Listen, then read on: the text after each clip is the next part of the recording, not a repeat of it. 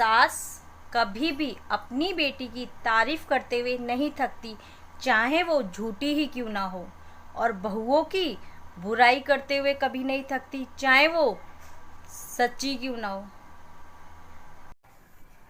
बहन की पढ़ाई से जिन्हें ऐतराज है ना, वो भी अपनी बीवी के लिए लेडीज डॉक्टर ढूंढते फिरते हैं।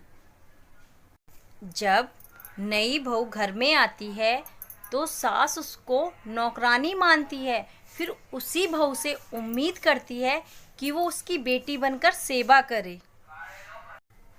बेटी की तबीयत ससुराल में खराब होने पर कहते हैं कोई काम मत करना, आराम करना। वहीं बहू की तबीयत खराब होने पर कहते हैं तुम्हारी तो रोज़ तबीयत ही खराब रहती है, और वहाँ तक कि उसकी तबीयत को नौटंकी का नाम या ड्रामा कहा जाता है। जैसे आप अपनी बहन को ससुराल में खुश देखना चाहते हो, वैसे ही आप अपनी पत्नी को भी खुश रखें, क्योंकि वो भी किसी की बहन है।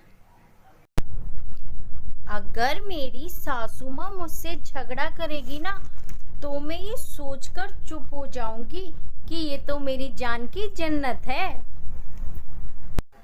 एक बेटी और एक बहू में फ़र्क। अगर बेटा सारी कमाई बहू के हाथ में रखे तो वो बुरा कहलाता है। अगर दामाद सारी कमाई बेटी के हाथ में रखे तो बहुत अच्छा कहलाता है।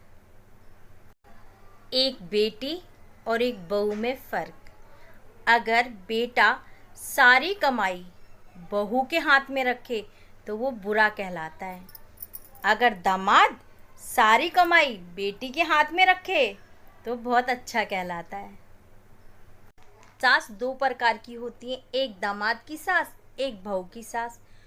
जो सम्मान और प्यार दामाद को दिया जाता है, वो सम्मान और प्यार एक बहू को क्यों नहीं दिया जाता? जबकि दामाद 2-4 दिन के लिए आते हैं, अपनी सेवा कराते हैं, खाते पीते हैं और चले जाते हैं, जबकि आपकी बहू आपके साथ रहती है, आपकी सेवा करती है, पर वो मान सम्मान उस बहू को नहीं दिया जाता। अगर आपका दामाद आपकी बेटी को खुश रखता है तो आपकी बहू भी आपके बेटे को खुश रखती है।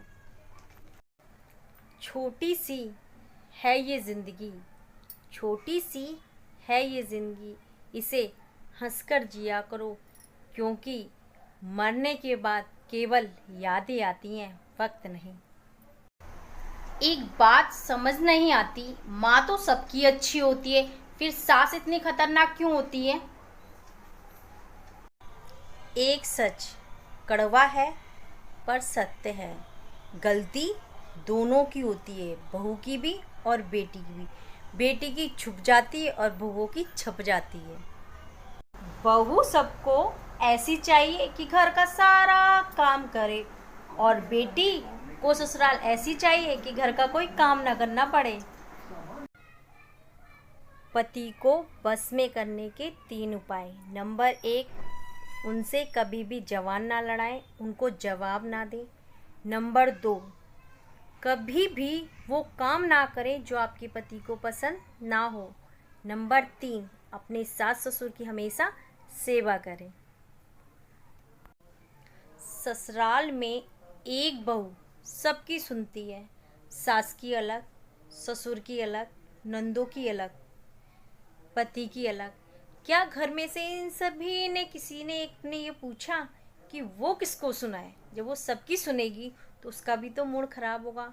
फिर लास्ट में अपने पति के पास जाके कुछ बोले तो पति आग बबूला हो जाते हैं, आग बबूला। ससुराल में बहू सास को कितनी भी इज्जत से बुलाती हो, मम्मी जी मम्मी जी मम्मी जी कह के, पर मायके में जाकर वो सास को बुढ़िया ही कहती है।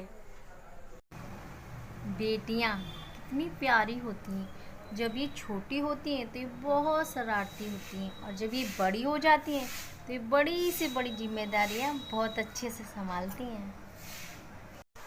फूल को फूल कहने में क्या बुराई है? फूल को फूल कहने में क्या बुराई है? उसे दिल में जगह देने में क्या बुराई है? जो सास को माँ और ससुर को बाप कहे उस बहू को बेटी कहने में क्या बुराई है।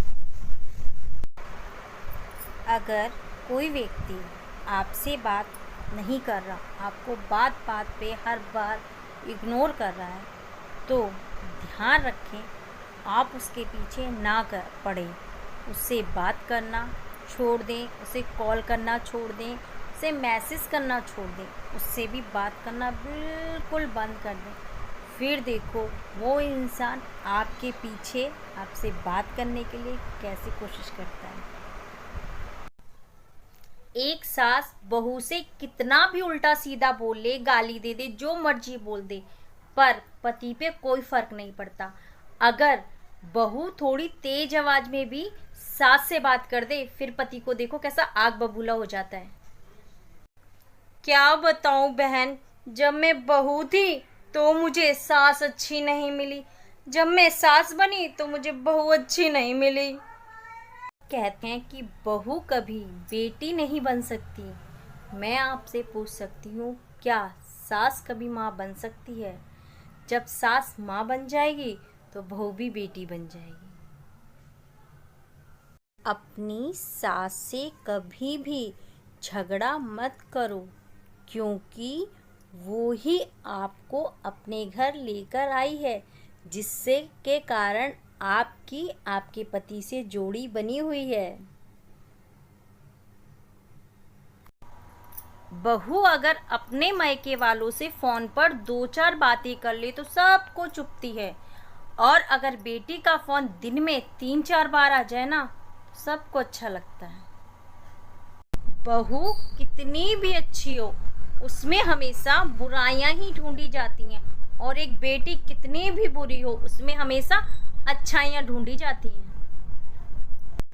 बेटा चाहे कितना भी बिगड़ा हुआ हो, पर बहू सबको संस्कारी और सुशील चाहिए।